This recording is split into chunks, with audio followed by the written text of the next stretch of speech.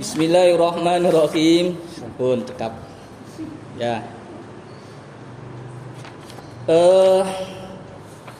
Bismillahirrahmanirrahim. Qala mu'allif rahimahumullah wa nafa'ana bihi wa bi ulumihi wa adada bi barakati amin ya rabbal alamin.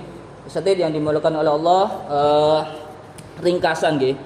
Ringkasan biar kita masih nyambung dengan pelajaran kemarin bahwa makrifat, saya ringkas di laptop itu. Makrifat dan taklid itu, makrifat itu apa? Yal jasmu mutabiqun anid dalil wala yakfi fi taklid. Jadi di alinea kedua itu makrifat itu apa? Adalah makrifat yaitu al jasmu. Jasmu itu kemantapan yang sesuai dengan dalil. Al jasmu mutabiqun anid dalil. Maksudnya dalil di sini adalah dalil secara akli dan dalil secara nakli. Jadi kalau dikatakan Allah itu wujud, dalil aklinya bagaimana? Dalil naklinya bagaimana? Allah itu kidam, dalil aklinya bagaimana? Dalil naklinya bagaimana? Nah, semuanya disusun dengan dengan dalil.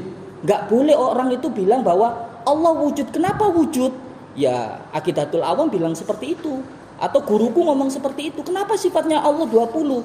Ya, memang guruku ngajari 20. Kayak gitu. Itu tidak cukupi, keimanan yang seperti itu tidak mencukupi. Kalau orang bilang seperti itu namanya iman taklid. Nah, taklid itu wajasmu mutabiqun anil aqaid. Kalau taklid ya apa? Yaitu kemantapan yang sesuai dengan kaidah-kaidah keimanan. Artinya dogmatis. Nah, anak itu didogma bahwa pangeran itu sifat wajibnya 20 nak, sifat jaise 1, sifat mustahilate 20. Nah, itu namanya dogma. Ya memang sesuai dengan apa? Sesuai dengan kitab-kitab, sesuai dengan nas-nas, sesuai dengan ajaran-ajaran guru-gurunya, sesuai dengan ajaran-ajaran ulama-ulama kita Asy'ariyah. Nah, tapi kalau ditanya apa dalilnya, mereka nggak bisa menjawab. Maka sebatas itu dinamakan iman taklid. Jadi nanti kalau seumpama kita ada waktu, saya terangkan di halaman 7 di kitab Ummul Barokin yang ringkasan itu. Iman itu ada 5 ternyata. Nah, lebih terperinci lagi. Baik, kita lanjutkan dulu bahwa kemudian perbedaan iman makrifat dan iman taklid. Kemudian bahwa la yakfi taqlidu fi aqaidil iman inda Abu Hasan Asy'ari. Iman itu enggak cukup dengan taklid menurut siapa? Abu Hasan Asy'ari, pendiri Asy'ariyah sendiri. Qadi Abu Bakar Al-Baqilani, Imam Haramain, gurunya Imam Ghazali. Kemudian mukmin itu dikatakan dia beriman meskipun taklid, dia dikatakan muqallid itu dibagi 3. Dia mukmin tapi dia berdosa karena maasi. Karena tinggal pembelajaran, tinggal makrifat, tinggal meninggalkan pengetahuan akan dalil baik akal ataupun nas. Kemudian yang kedua, mukmin.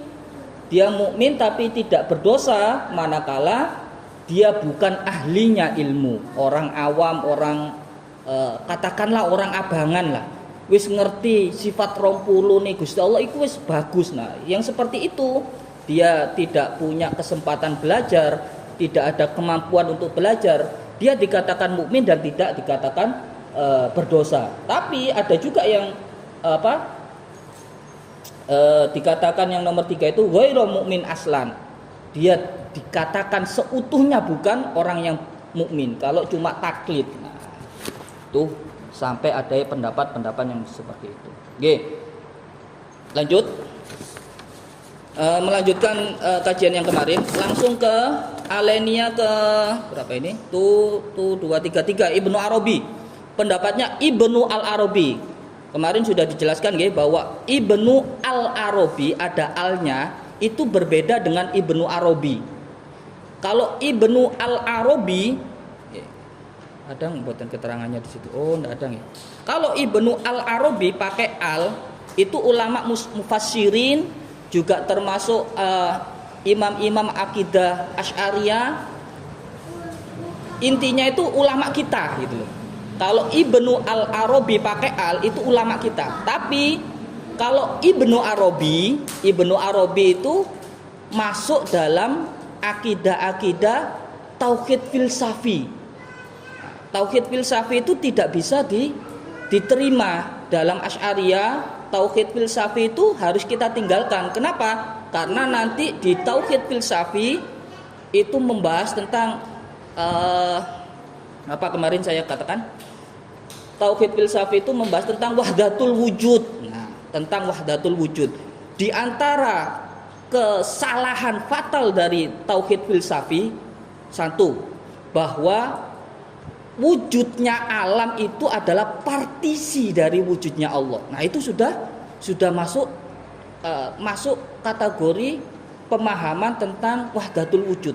Alam nyata ini enggak ada. Alam nyata ini hanya partisi dari dzatnya Allah. Naudzubillah.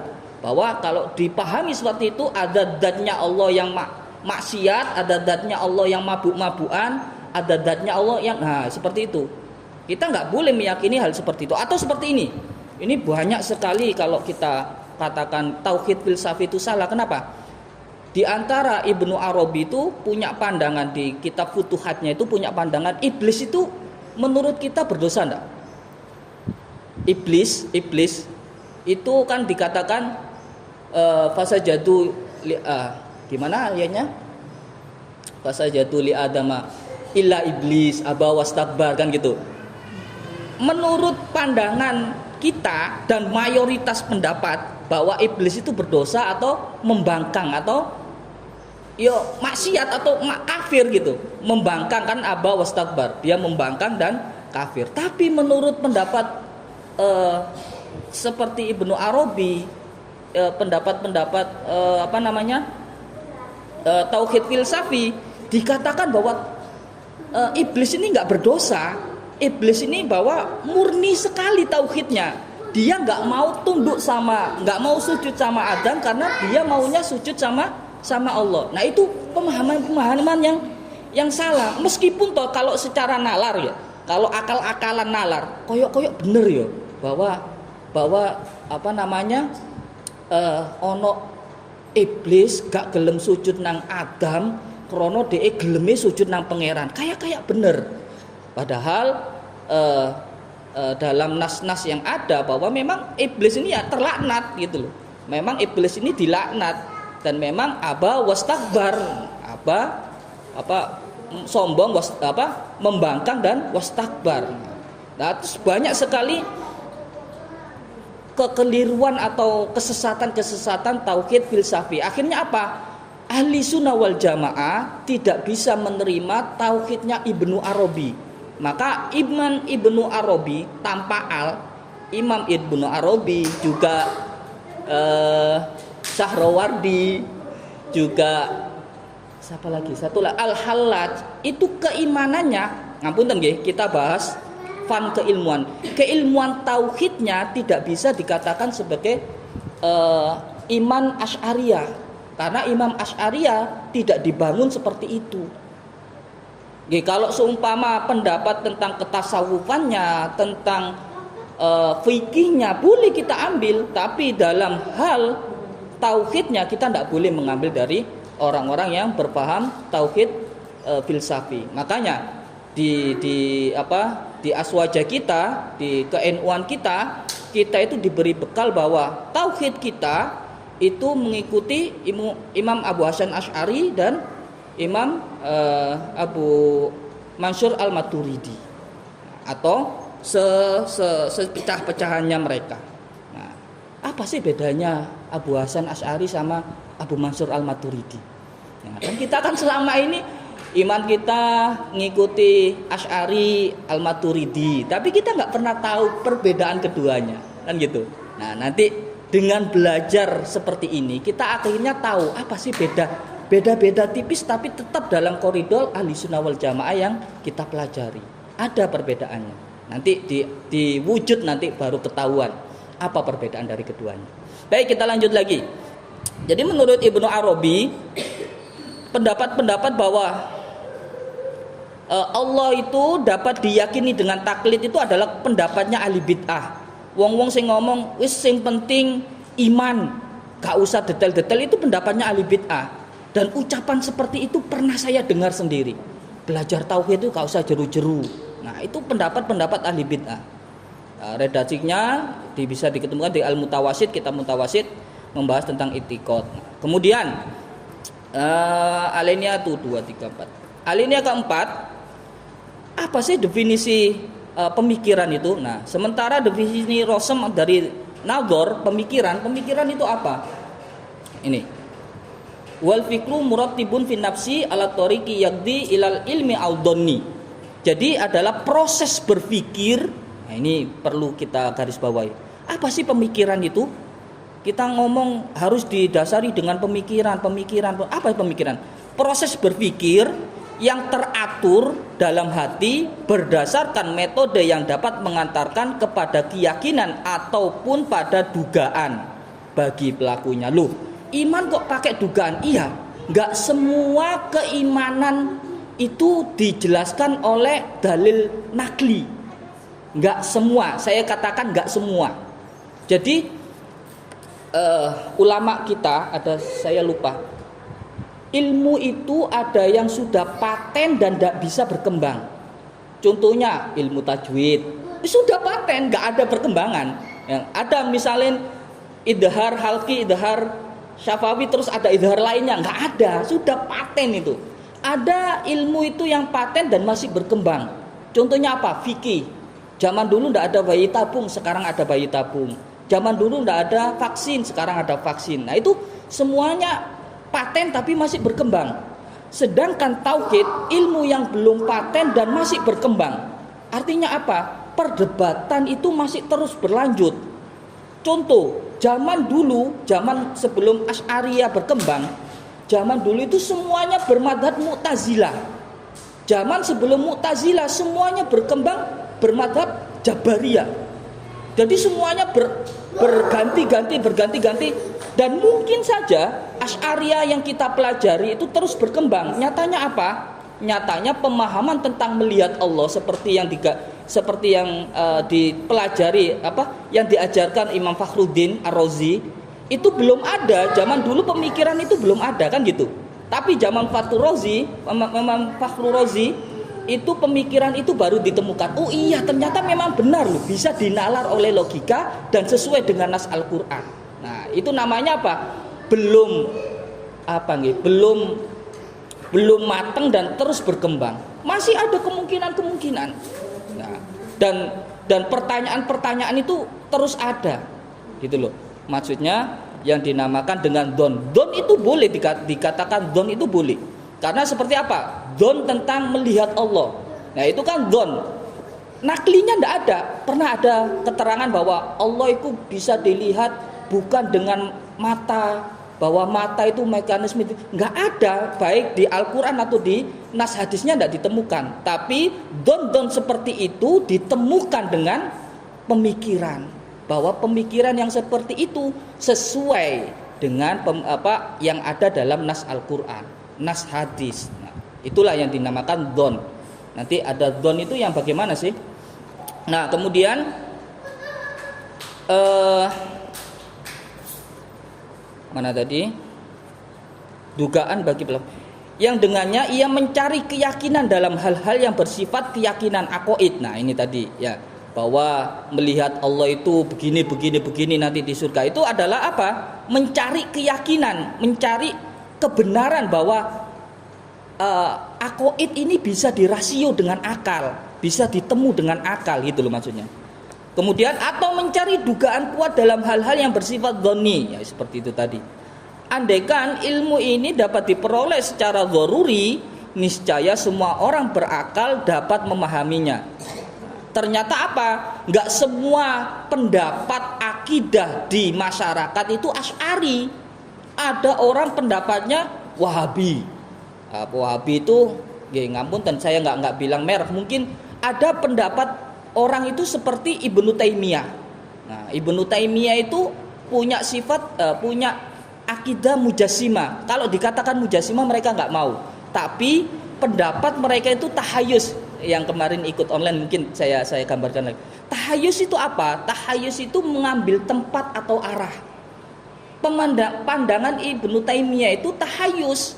Allah itu punya tempat atau bertempat di sesuatu dan punya arah. Itu namanya tahayus. Nah, kalau semua aqaid itu bisa ditemu dengan doruri, wong wis lahir mari ngono wis ngerti Gusti Allah nih misalnya. Nyatane anake wong Islam ya jadi Islam misalnya. Nah, enggak semua anake wong Islam itu punya sifat akidah 20 seperti Asy'ariyah.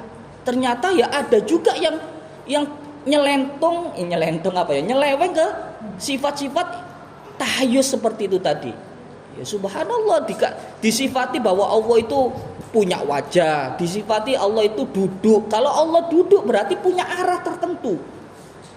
Allah punya arah tertentu, duduk di atas arsy misalkan. Kemudian duduknya seperti duduknya saya, kata Ibnu Taimiyah. Nah, itu kan sudah melenceng jauh. Nah, maka perlu dikatakan bahwa apa?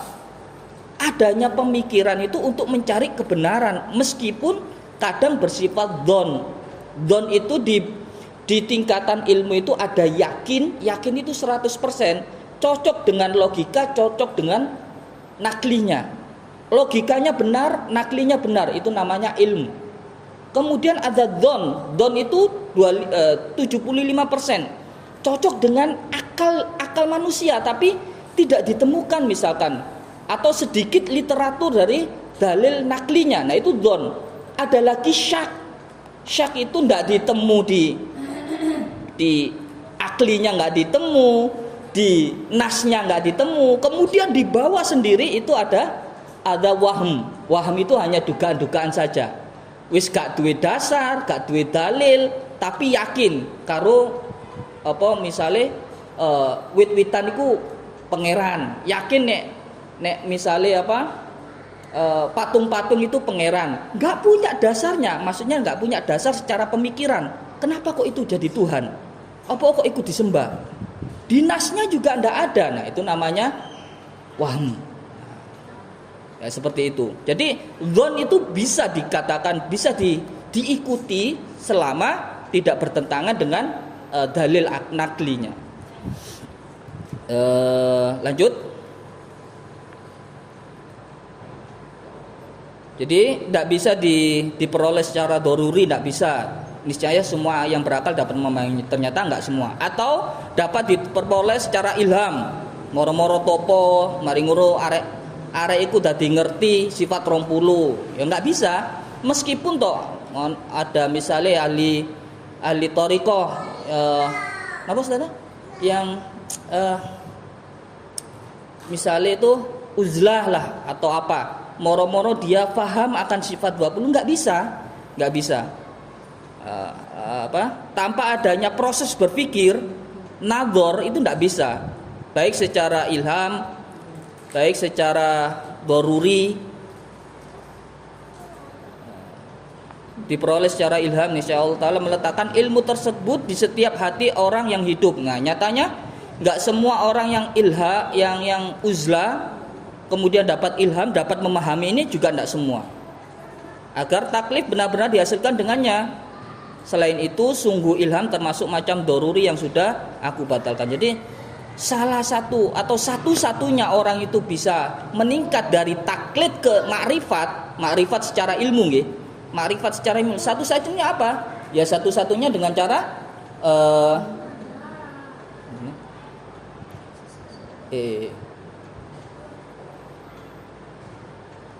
gimana itu? Satu-satunya dengan cara berpikir, proses berpikir.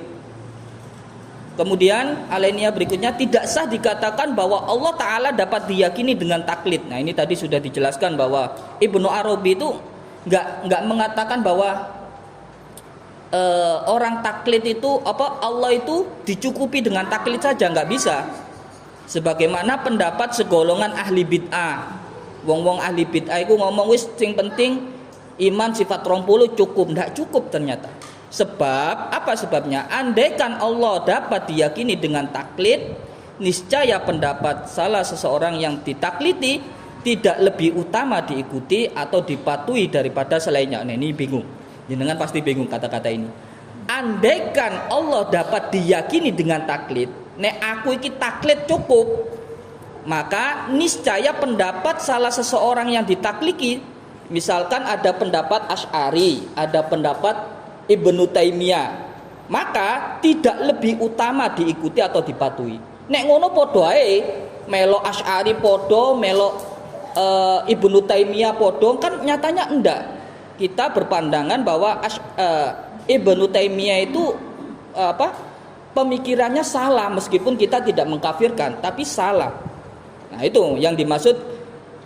Kalau gitu pendapat yang lainnya boleh-boleh saja diikuti, enggak ternyata. Bagaimana sementara pendapat mereka berkebalikan dan bertentangan, bahwa ada pendapat Mu'tazilah, ada pendapat Jabariyah, ada pendapat Asy'ariyah. Nek kabeh-kabeh padha ae ditakliti. Nek ngono lak milih salah siji ae gak apa-apa. Ternyata enggak, kita harus memilih sesuai dalil akli dan naklinya. Itu makanya dikatakan taklid itu enggak cukup. Bila demikian, maka menjadi tetap bahwa jalan untuk mencari keyakinan tentang Allah adalah pemikiran, kan? Jadi jalan satu-satunya itu adalah dengan proses pemikiran, nador. Ya nador itu bukan cuma sampean meneng terus mikir-mikir, enggak gitu juga. Karena nanti kalau seperti itu diterangkan nanti. Kalau seperti itu iya kalau benar, kalau salah. Nah, maka diantaranya adalah proses belajar, pembelajaran waham-waham atau keyakinan-keyakinan dari ulama-ulama terdahulu, dari Asy'ariyah, dari Maturidiyah, dari imam-imam yang lainnya, dari Imam Ghazali, Imam Fakhruddin Ar-Razi. Nah, semuanya itu kita telaah, kita pelajari, dan kita pahami bahwa pemikiran-pemikiran seperti itu ternyata cocok loh dengan akal logika, logis. Jadi menurut ilmiahnya, bahasa ilmiahnya logis dan bisa diterima oleh akal. Nah, seperti itu maksudnya. Nah, hal ini menjadi kewajiban pertama bagi mukallaf. Maka itu tadi nggih, awal wajibin pertama kali yang wajib bagi seorang, pondasi pertama ya, seperti dalam syair yang saya, pondasi pertama bagi orang yang beriman, yakin dengan pasti tanpa keraguan. Maksudnya apa ya? Ini pondasi bagi orang yang mukallaf itu mengadakan pemikiran, sebab makrifat terhadap Allah merupakan kewajiban pertama yang tidak dapat dihasilkan kecuali dengannya. Kecuali dengan berpikir itu nggak bisa didapat. Didapat dengan cara topo nggak iso, waham nggak iso, dugaan-dugaan juga nggak bisa. Karena kepastian lebih dahulunya pemikiran daripada makrifat, maka sifat wajib bagi pemikiran menjadi tetap sebelum tetapnya makrifat. Sementara kewajiban makrifat kepada Allah merupakan hal yang diketahui dari agama secara masyhur. Lanjut ke lembaran berikutnya. Lebih ngebut nggih. Masa nggak selesai lagi nih. saya kok pingin dan selesai. Cukupnya taklid untuk meyakini Allah. Nah, ini nador sudah. Nah, coba jenengan lihat dulu. Contoh yakin fil aqaid itu apa? Waalaikumsalam. Monggo. Oh ya, alhamdulillah masih ada kesempatan. Ustaz, lembarannya barangkali. G. Sambil saya terangkan, G. Jadi contohnya dzon itu, bahwa dzon itu boleh diikuti selama tidak bertentangan dengan nakli. Contohnya yakin dulu. Yakin dalam akidah itu ilmu hadis wa kullu hadisin la budda min hadis. Bahwa pengertian tentang adanya sesuatu yang baru, dan sesuatu yang baru pasti ada yang menciptakan. Nah, itu adalah ilmu yakin. Sesuai dengan akal logika, sesuai dengan nas Al-Qur'an juga sesuai. Contohnya dzon.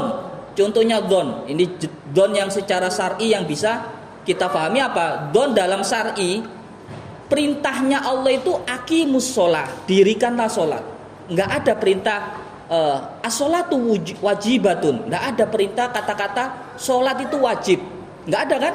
Tapi dzon ulama, dzonnya Imam Asy'ari, semua ulama enggak Imam Syafi'i itu, semua mazhab 4, kalau ada kata aqimus shalah artinya salat itu wajib. Wa atuz zakah artinya zakat itu wajib. Karena kata amr. Nah, kalau di usul fikih kata amr al aslu fil amr al wajibat. Yang asal dari perintah itu adalah wajib. Meskipun nggak semua kata amr dalam Al-Qur'an itu bermakna wajib. Banyak loh ya, kalau kita melebar ke usul fikih. Nah, ini nggak selesai ini loh, melebar. Di dalam usul fikih amr itu ada beberapa. Ada amr berhukum wajib seperti aqimus sholat wa atuz zakah, dirikanlah sholat, kan itu kata amr. Aqimu kata amr, fiil amr, wa atu, nah itu namanya fiil amr. Tapi ada juga fiil amr itu yang tidak berkaitan dengan wajib. Contoh apa? Kulu wasrobu hani ammarian, makan dan minumlah kalian hani ammarian, yang enak dan nyaman. Misalnya ada lagi kata-kata yang ayat yang makan dan minumlah nggih. Nah, intinya kata-kata suruhan untuk kulu wasrobu, makan dan minumlah, itu bukan terus wajib gitu loh, itu mubah. Nah kan, ternyata nggak semua amr dalam Al-Quran itu maknanya wajib, ada kalanya mubah. Nah, seperti itulah contoh don, bahwa donnya ulama kalau kata aqimus sholat wa atuz zakah itu menandakan bahwa ijtihadnya ulama bahwa yang dimaksud di aqimus sholat itu wajib gitu loh. Al uslu ini ada saya lupa sampai donul mujtahid al aslu fil amr yadullu alal wujub. Yadullu alal wujub nggih, alal wujubi. Yang asal dalam perintah don mujtahid al aslu fil amr, yang asal dalam perintah yadullu alal wujubi, menandakan atau dulu itu menunjukkan bahwa tentang kewajiban. Ilham. Nah, tadi ada yakin, ada don, ada sak, bahwa sendiri adalah wahm atau ilham. Ilqa'u syai' minal khobari. Maaf, di situ bukan khairi. Minal khobari fil qalbi bitoriqil faidi. Apa itu? Menaruh sesuatu pengertian pada hati seseorang dengan tanpa perantara, moro-moro oleh wahm, oleh ilham. Budan ngalor misalnya, hati-hati nang ngalor ono kecelakaan. Kadang kan ada bisikan-bisikan seperti itu nggih. Ya kita mungkin sadar atau tidak sadar, waham itu kadang ada. Ini waham-waham bukan dalam tauhid nggih, waham-waham dalam keseharian lah. Ada bisikan bahwa dorongan dalam hati, kalau kita nggak paham tentang bisikan.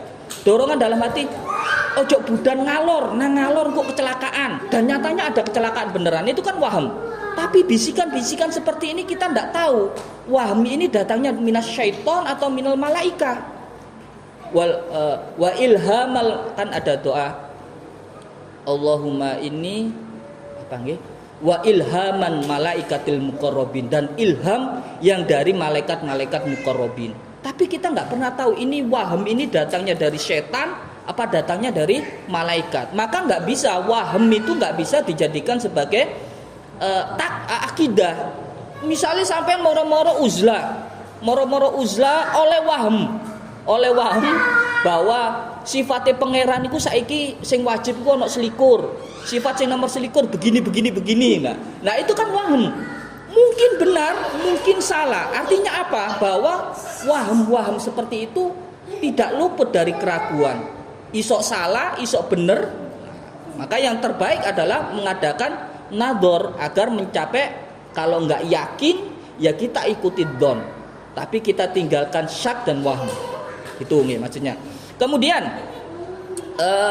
saya persingkat nggih, nanti di rumah jenengan bisa baca-baca sendiri. Alinea kedua, maka menurutku orang yang mengetahui setiap permasalahan akidah dengan dalilnya, keyakinannya tidak akan bermanfaat baginya kecuali bila keyakinannya muncul dari suatu dalil. Orang yang punya keyakinan gak ada manfaatnya kecuali dia punya dalilnya. Bila orang mati dalam kondisi keyakinannya terhadap Allah Ta'ala yang maha selamat sebagaimana mestinya dan tidak mampu melakukan pemikiran, maka sebagian ulama Asy'ariyah berpendapat bahwa orang tersebut adalah mukmin. Bila ia mampu melakukan pemikiran namun tidak melakukannya, maka menurut Al-Ustadz Abu Ishaq, ia mukmin yang bermaksiat. Nah, ini tadi yang awal-awal sudah dijelaskan.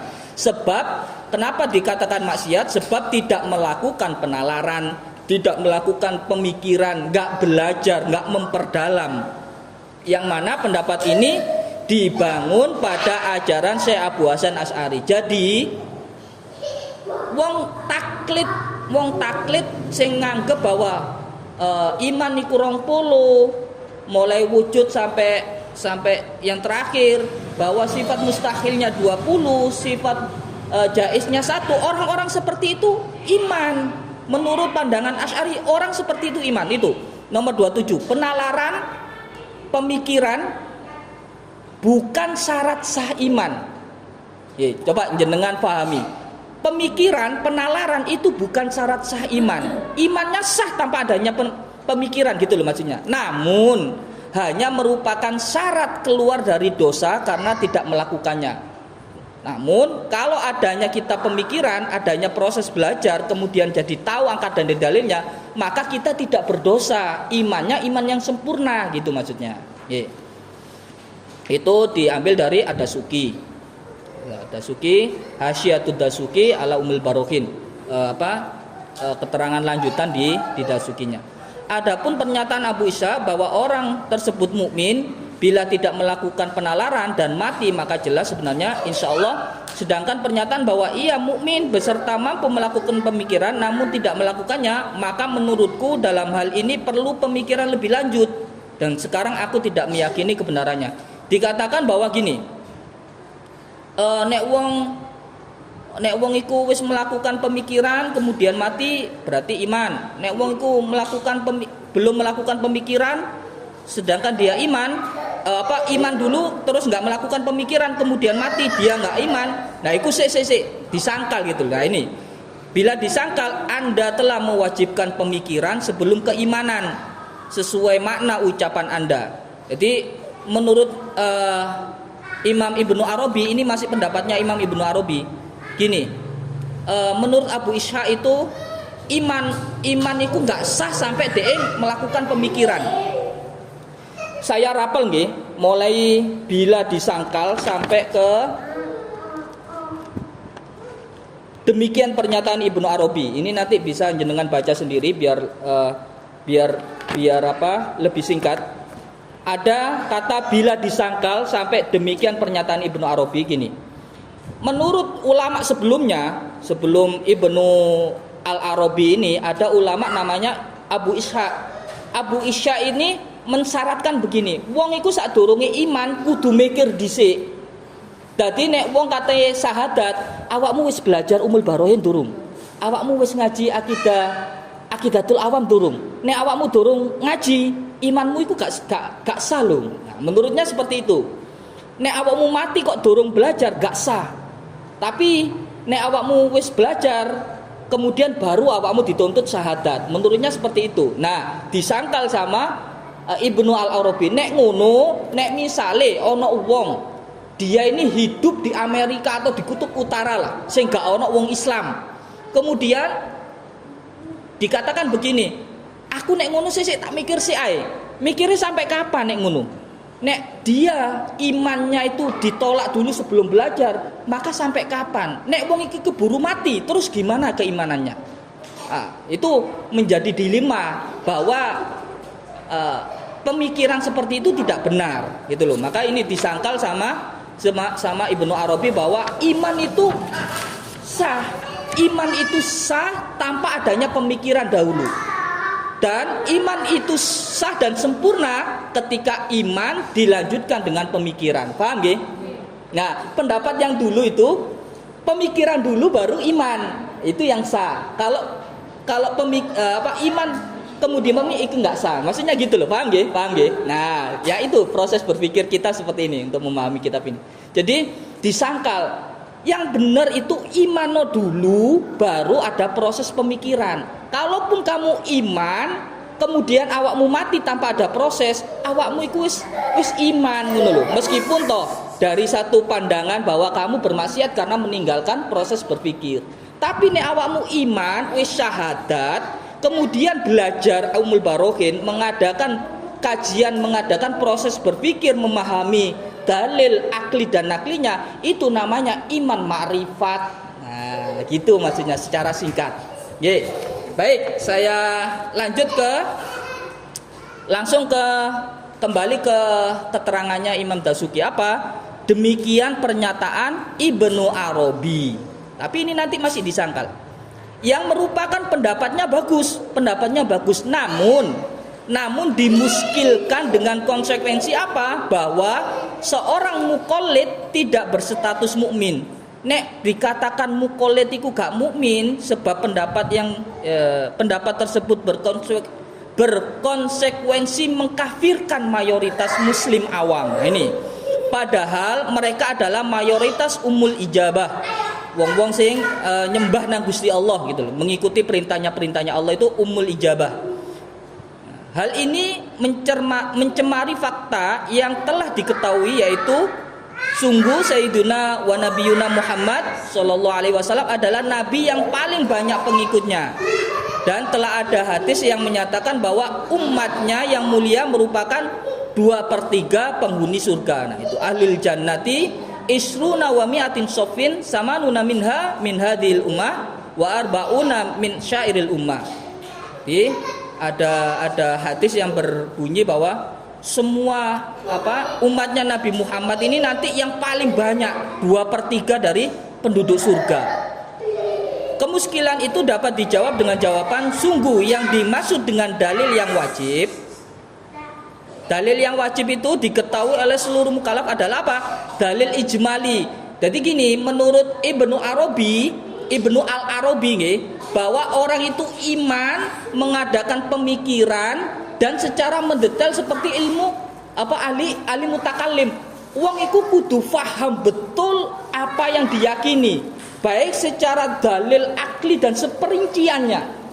Jadi nek menurut Ibnu Arabi gak cukup bahwa dalile Allah wujud itu apa? Ono alam semesta. Gak cukup cuma seperti itu. Harus tahu apa yang dimaksud dengan alam semesta. Nah, seperti itu dalil yang lebih mendetail. Maka dikatakan apa?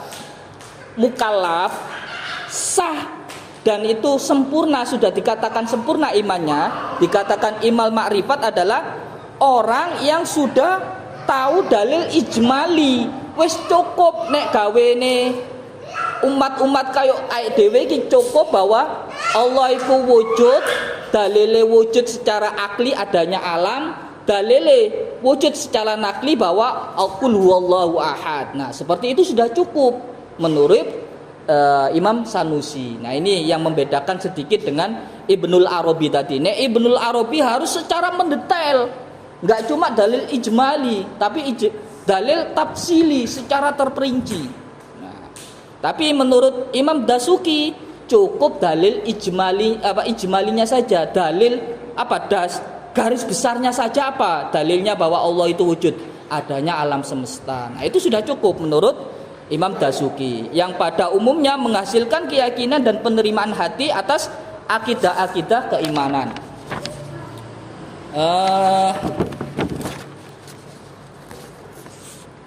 5 menit lagi saya langsung pembagian marifat. Nah, oke. Pembagian marifat itu. Ya. Nggih, sebentar saya persingkat nggih. Mungkin di yang ini, yang syahidallahu annahu la ilaha illahu. Baliknya. Ya. Belum. Iya, nggih. Kesimpulan. Nah, kenapa kok sampai ada sebentar saya cermati dulu. Kok ini? Ya, yang dimaksud makrifat. Nah, makrifat menurut Imam Dasuki, orang umum itu gimana sih? Makrifatnya orang umum itu gimana? Mengerti. Nah, ini pembagian makrifat di depan itu. Makrifat secara umum itu apa? Mengerti Allah karena mengerti sifat-sifat Allah, akidah. Makrifatnya orang khusus mengertinya ahli makrifat secara hakiki. Seperti orang-orang ahli tasawuf. Nah, itu makrifat yang hakiki. Adapun makrifatnya orang umum itu mengerti secara akidah ini. Nah, begitu juga makrifat secara zahir apa?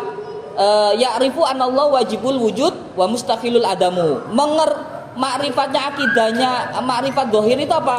Tahu bahwa Allah itu pasti ada, mustahil tidak ada. Itu namanya makrifat secara ilmu tauhid. Makrifat ilmu tauhid itu sama dengan iman makrifat. Nah, kemudian kalau yang dimaksud makrifat secara batiniah itu apa? Ya'rifu dzati wa sifati.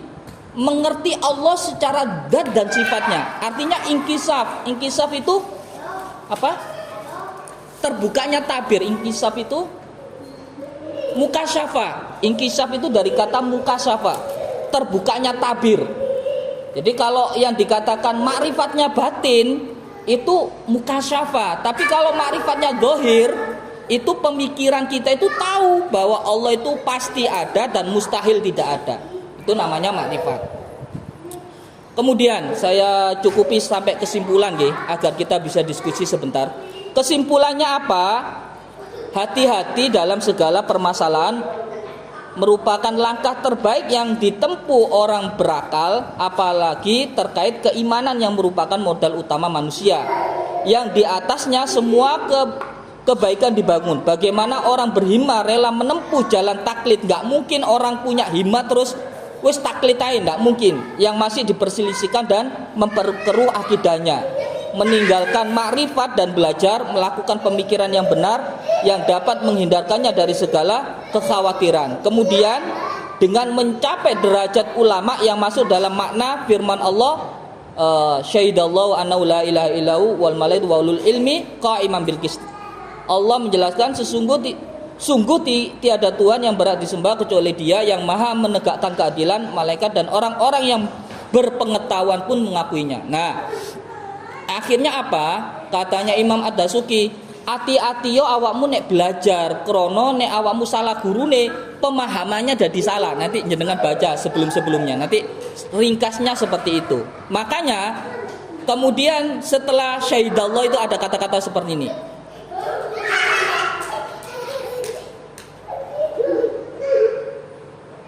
Ini ada qala mubtadi'ah, ya ini tadi ya. Orang-orang ahli bid'ah itu pemahaman yang salah. Ini saya terangkan dulu. Yasihu anna ayyuqalu anna wa ta'ala ya'lamu bitaklid. Ini enggak benar. Pemahaman yang enggak benar itu apa? Boleh-boleh saja Allah itu diketahui dengan taklid saja, itu salah. Kemudian contoh kitab-kitab falasifah yang benar itu apa? Kitab Imamul Fakhruddin fil ilmi kalam atau Tawailul Baidawi. Kitabnya Imam Fakhruddin atau Imam Baidawi itu kitab-kitab filsafat yang menghandle tauhid falasifah gitu loh. Jadi nek tauhid falasifah itu dihati-hati gitu loh. Maksudnya Imam Dasuki seperti itu. Nanti dibaca di atas-atasnya itu seperti itu. Ada subhat-subhat yang kalau kamu belajar kepada imam-imam yang ahli filsafat itu ada subhat-subhat, ada bahaya-bahaya. Makanya dikatakan nek pengen belajar tauhid yang mengarah ke filsafat, kitabnya Imam Fakhruddin Ar-Razi atau Imam Baidawi. Nah, seperti itu. Kenapa? Nah, ini tidaklah mencukupkan diri jauh dari derajat yang aman dan suci ini kecuali orang yang berjiwa rendah dan berhimmah hina.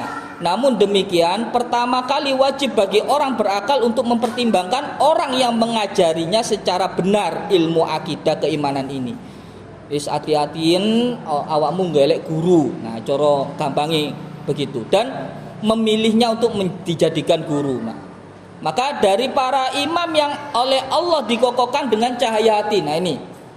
Maka alamatul mursyid. Nah, ini saya katakan ini alamatul mursyid, tanda-tanda guru hakikat sejati. Guru yang benar yang bisa diikuti pemikiran, perkataan, perintahnya adalah dikatakan mursyid sejati. Maka apa tanda-tandanya? Itu dari para ini dikokohkan dengan cahaya hati. Pertama, dikokohkan dengan cahaya hati.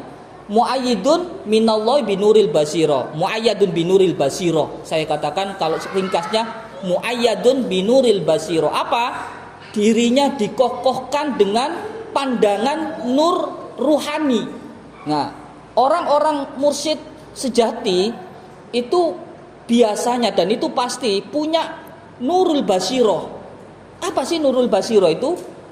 Nurul basiro itu orang bisa melihat basiro yang lainnya. Maka di situ ada basiro kolbi, basiro fuadi, basiro siri. Wah, ini kalau bahas tasawufnya nanti jauh. Basiro kolbi itu orang melihat basiro orang lain. Jadi orang yang diberi kekuasaan oleh Allah untuk basiro kolbi itu melihat orang lain seperti melihat cermin. Jadi dia tahu di dalamnya ada apa. Maka ketika guru-guru mursyid sejati seperti ini, kalau punya muayyadun bi ainil basiro, dia dikokohkan dengan apa? Bisa melatih muridnya dengan benar. Misalkan si A ini nafsunya tinggi, maka aku suruh puasa. Si B ini doyan turuan, maka aku suruh banyak wiritan. Si C ini doyan duwe, tak suruh uzlah dan sebagainya. Enggak terus guru itu digebiak uya kabeh. Muridku poso kabeh, padahal penyakitnya masing-masing. Nah, itu basiratul qalbi itu melihat orang itu apa nggih? Melihat orang itu seperti cermin. Dia bisa tahu tentang makna orang lainnya. Dengan tahu makna orang lainnya, maka dia bisa mengobati satu persatu dengan dosis yang benar. Enggak terus kabeh dikongkon ngombe Bodrexin kabeh padahal lorone dewe-dewe gitu loh maksudnya. Nah, sedangkan basiratul fuad itu orang bisa tahu di luar dirinya, kejadian-kejadian di luar darinya. Orang, nah ini macam-macam nggih. Guru mursyid itu juga macam-macam. Ada orang-orang yang memang diberi kekuasaan Allah itu melihat arsy-nya Allah. Di antara salah satu cerita tentang Imam Abu Hasan Asyadili, bahwa ketika dia mau membaiat muridnya, dia itu melihat langit dulu, dilihatnya arsy. Kalau di arsy itu ada kata atau namanya dia, maka dibaiat.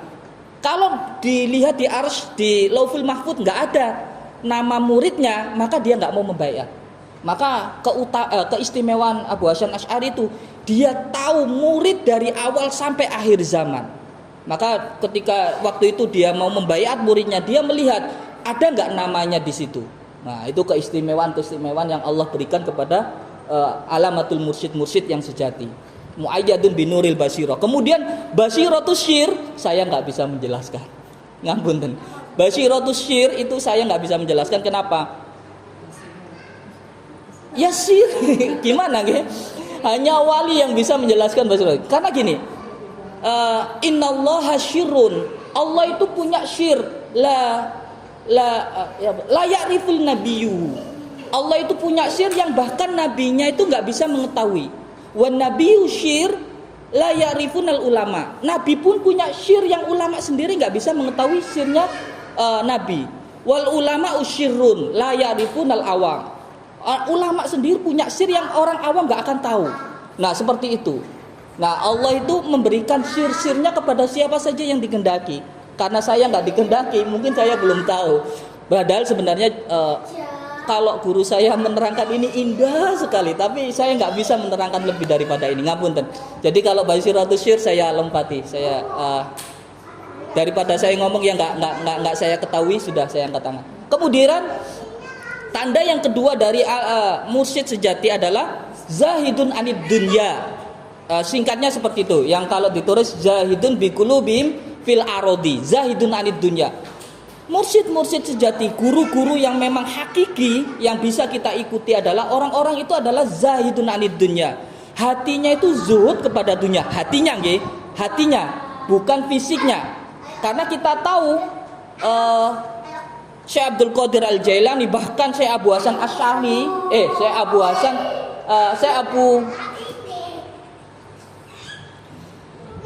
Imam Sadili itu orang paling kaya dan bajunya itu pasti paling bagus, tunggangannya paling mewah. Maka murid-murid Syadiliyah itu tidak ada yang bajunya kemproh-kemproh. Kenapa? Memang bermadhab kepada imamnya bahwa zahidun anid dunya itu bukan apa yang ada di fisik. Zahidun anid dunya itu adalah hatinya itu bersih dari keinginan-keinginan duniawi. Nah, orang-orang yang seperti berapa yang ada sekarang ini? Berapa ulama-ulama atau mubalek penceramah itu Nek misalnya teko terus gak diamplopi ngono gelem ta kira-kira. Gitu loh. Berapa? Ya ini, orang-orang mursyid sejati itu zahidun anid dunya. Hatinya itu meskipun diamplopi gak diamplopi tetap budal, meskipun siji loro telu papat limo sing teko tetap diajar. Nah, seperti itu guru-guru yang bukan saya ya, maksudnya itu ada orang ulama yang benar seperti itu gitu loh. Nah, itu namanya zahidun anid dunya. Tanda ketiga, ya, biar singkat, musfikinal zahidun anid dunya, musfikinal masakin. Musfikinal masakin ini berbelas kasih kepada orang-orang miskin. Artinya punya belas kasih kepada orang miskin itu apa sih? Punya kecintaan pada orang muslim, pada orang-orang fakir miskin. Maka banyak orang itu membedakan. Nek sing teko nek yai, banyak kiai-kiai itu nggih ngapunten, adalah oknum kiai-kiai yang membedakan. Nek sing teko pejabat-pejabat didahulukan. Nek sing teko wong-wong awam njaluk sowo, njaluk tombo, njaluk pendapat iku biasanya diantrino. Nah, ini ya ada yang jaluk khusus. Saya punya guru namanya Syekh Abdul Jalil. Syekh Abdul Jalil Mustaqim Pondok Peta. Beliau ini sama seperti musfikina anil masakin. Muridnya atau tamu yang datang gak peduli awakmu pejabat ataupun anaknya presiden, nek teko nang kono dikongkon ngantri. Teko kongkon ngantri, kadang malah gak ditemoni. Diuji sebagaimana bersih gak tujuannya. Ada mursyid sejati seperti itu ada gitu loh.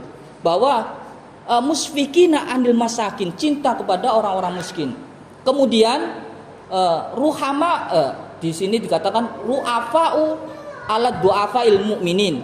Kalau bahasa saya ruhama'u alal mu'min du'afa'il mu'min. Ruhama'u bi du'afa'il muslimin. Jadi dia juga belas kasih kepada orang-orang yang doif. Doif dari kalangan orang iman. Doif ini dalam artian gini, orang yang punya lemah keimanannya. Bromo Cora dikancani, Gusmi Jazuli bajingan dikoncoi, Bromo Cora dikoncoi, WTS dikoncoi, semuanya dirangkul bersama. Enggak cuma tebang pilih. Nek wong sing apik dikoncoi, wong gak gelem dikoncoi. Enggak seperti itu. Kalau mursyid sejati itu satu muayyadun, kedua zuhud, ketiga itu cinta kepada masakin, keempat itu dia sayang kepada orang-orang yang lemah imannya. Maka banyak sekali orang-orang yang memang mursyid sejati, dia lebih dikenal kepada kaum-kaum Qur'an niku. Jadi Gusmi Jazuli berteman dengan wis pokok gitu-gitu kan ya. Bahkan semuanya heran, kok mosok ono kiai kok. Lah nek aku jawabannya gini, nek aku gombol wong sing api-api, terus wong sing elek-elek ini sapa sing gumbuli. Nah, seperti itu. Nah, itu diantaranya adalah keempat-empatnya seperti itu. Kalau ada katanya seperti ini. Orang yang menemukan guru semacam itu pada zaman yang sedikit sekali kebaikannya ini, hendaknya selalu mengikutinya. Jadi dikatakan nek awakmu nemu wong koyo ngene, ojo sampai lepas gitu loh. Maka ketahuilah sungguh ia tidak akan menemukannya lagi. Wallahu a'lam. Untuk kedua kalinya pada masanya. Sebab orang yang mempunyai sifat seperti itu, yang mendekatkannya, yang secara terang-terangan mengajarkan ilmu ini di akhir zaman tidak ada kecuali seorang saja, dan orang yang mendekatinya sesuai penjelasan ulama. Kita lagi masih ada dua. Satid nggak cukup waktunya, nggih. Satu pertanyaan atau dua pertanyaan kalau ada, monggo. Habis ini kita tutup.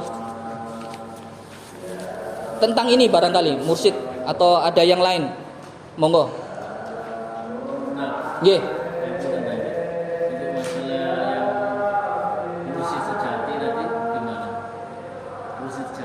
Guru sejati.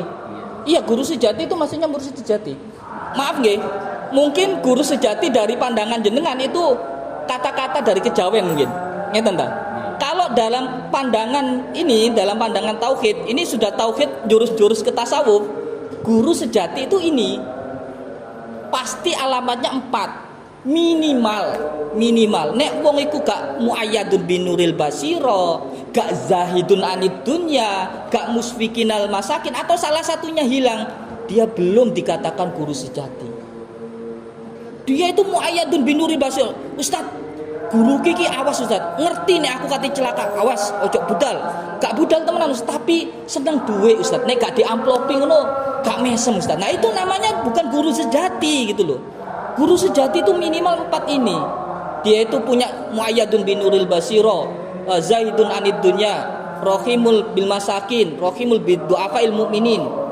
Ya itu paling ndak punya 4, minimal punya 4 ini. Kita punya guru iya, tapi guru bukan guru yang dimaksud guru sejati. Maksudnya Ustadz, guru kiki alim Ustadz, iya alim, zahidun anid dunya, iya zahidun, tapi dia belum sampai level muayyadun binuril basira Ustadz. Iya, guru seperti itu boleh diikuti, tapi ketika pendapat dari guru yang guru sejati seperti ini kok bertentangan dengan guru yang belum muayyadun, maka diutamakan guru muayyadun binuril basir. Gitu loh. Karena muayyadun binuril basir itu tadi ada basirul qalb, ada basirul fuad, ada basirul tafsir, yang semuanya itu punya kapasitas masing-masing. Itu namanya guru sejati yang menurut definisi tasawuf, bukan definisi guru sejati dalam kapasitas kejawen. Guru sejati itu apa, dulur pancer, nah, kayak gitu kan ya. Nah, saya juga pernah dengar seperti itu, tapi bukan seperti itu yang dimaksud. Yang dimaksud guru sejati adalah mursyid sejati. Orang yang kamilun mukamil, orang yang sudah sempurna tingkatan dirinya dan bisa menyempurnakan anak muridnya. Ini insya Allah banyak sekali sebenarnya. Nanti kita jelaskan di, nggak cukup nggih? Ada lagi barangkali? Nggih, sudah ada pariha. Ya apa nih ditambahi waktu ini? Tadi tuh kayak apa? Waham. Nggih, paham. Ada bisikan-bisikan gitu, Ustaz. Nggih, paham. Nah, kalau misalkan ada orang yang tahu bahwasanya dia itu akan meninggal di bulan ini, itu diucapkan. Itu apakah merupakan waham atau gimana? Ya, saya katakan lagi nggih. Ada yakin, ada dzon, ada syak, ada wahm. Ucapan seperti itu sebenarnya itu adalah dzon. Kalau dia masih berprasangka dan belum diucapkan itu masih wahm. Kalau dzon diucapkan sendiri itu adalah ana fi dzonni abdi. Kalau diucapkan aku mati tanggal jam ini, ucapannya menjadi doanya sendiri. Jadi kalau diucapkan itu menjadi dzonnya. Tapi kalau itu kan orangnya yang meninggal. Iya. Kalau sekarang ada orang lain tidak mengucapkan bahwasanya ada orang terdekatnya akan meninggal, gitu. Ya itu wahm, dan itu nggak boleh diikuti kalau nggak ada dalilnya. Ada nggak dalilnya bahwa uang itu pasti mati umur sakmene? Kan nggak ada. Ya mungkin hal seperti itu diterima saja, nggak boleh diutarakan. Karena kita juga belum tahu. Jenengan kalau tahu ini itu gini nggih, saya cerita lebih jauh. Syekh Ma'ruf Al-Karhi itu bilang seperti ini. Setiap hari aku itu dibisiki oleh setan. Nah, dia tahu bahwa ini setan. Setiap hari aku dibisiki seperti ini. Mada takulu wa aina taskunu wa aina tadhabu. Hari ini kamu makan apa, pakai baju apa, dan tinggal di mana? Tiap hari dirinya bilang, tiap hari aku melek moto, mesti ono aku mangan opo, gawe kelambi opo, arep nang ndi. Kita sadar nggak? Sebenarnya setan setiap hari membisiki kita seperti itu. Mesti dina iki masak opo yo kira-kira. Nah, atau hari ini hari Selasa seragamku opo yo, seragamnya anakku opo yo. Nah, hari ini Selasa aku duwe janjian ngajar nang TP Kindio. Nah, tiap hari kita dibisiki seperti itu untuk menghilangkan ingat kepada Allah. Nah, itu Al-Ma'ruf Al-Karhi, tingkatannya Ma'ruf Al-Karhi, gurunya Syekh Asakoti, gurunya Syekh Junaid Al-Baghdadi. Jadi Syekh Junaid Al-Baghdadi punya guru Syekh Asakoti, punya guru Al-Ma'ruf Al-Karhi. Ma'ruf Al-Karhi bilang seperti itu. Bayangkan, Syekh Ma'ruf Al-Karhi punya waham-waham seperti itu dan dia tahu kalau ini waham bisikan-bisikan dari setan. Hanya saja kita nggak pernah tahu bisikan ini benar apa salah. Kalau nggak sesuai dengan syariat maka tinggalkan. Pasti ini waham-waham dari setan. Kalau memang ini bisikan-bisikan yang benar, ya kita ikuti karena ini mungkin dari malaikatil muqarrabin. Kalau ini nggak benar, nggak baik, maka tinggalkan. Dak mayari buka ilama layari buka. Tinggalkan kalau ragu-ragu ini baik apa benar, karena nggak potensi baik, nggak potensi buruk, tinggalkan saja. Tapi itu kejadian Ustaz, dalam waktu dekat. Ya, karena kita nggak gini loh. Benar atau nggak benar, kalau kita ragu ini nggak mendorong saya ke kebaikan, juga nggak menuntun saya ke keburukan, iki teko jin, teko setan, apa teko malaikat, atau jangan-jangan ini dari jin korin, nah, kan gitu, maka tinggalkan saja. Konsepnya itu apa? Al yakinu la yuzalu bisak, yakin dalam ru'ya. Ruya, ya paling enggak yaitu tadi dengan cara tauhid, adakan pemikiran itu tadi. Makanya ini caranya gimana itu tadi. Nek dia itu buruk dan mengajarkan keburuk, yakin itu dari setan. Kalau ini mengajarkan baik, yakin itu dari malaikatul muqarrabin. Kalau enggak mengajarkan baik dan buruk, maka tinggalkan. Dasarnya apa? Dalil naklinya al yakinu la yuzalu bisak, yakin enggak bisa ditinggalkan dengan syak, apalagi dengan wahm, gitu loh.